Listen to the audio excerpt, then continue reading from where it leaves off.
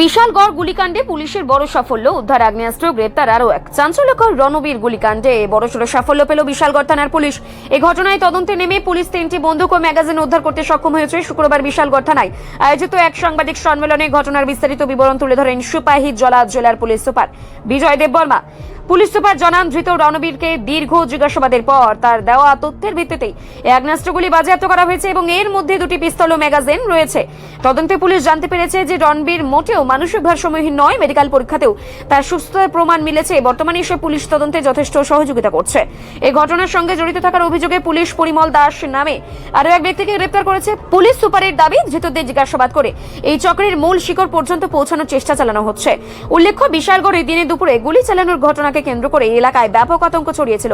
পুলিশের ওই দ্রুত পদক্ষেপ ও অস্ত্র উদ্ধারের ঘটনায় জনমনে কিছুটা স্বস্তি ফিরেছে। বর্তমানে ধৃতদের রিমান্ডে নিয়ে অস্ত্র ব্যবসার নেপথ্যে আরও কারা জড়িত তা খতিয়ে দেখছে পুলিশ। আজকে আমরা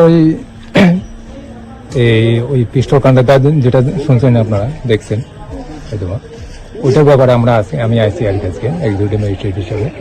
তো আমরা একটা জায়গা থেকে 2টা পিস্তল উদ্ধার করা হয়েছে, এটা রাবার বাগান থেকে, আর একটা জেলখানার সামনের থেকে আরেকটা পিস্তল, মানে টোটাল 3টা পিস্তল উদ্ধার করা হয়েছে।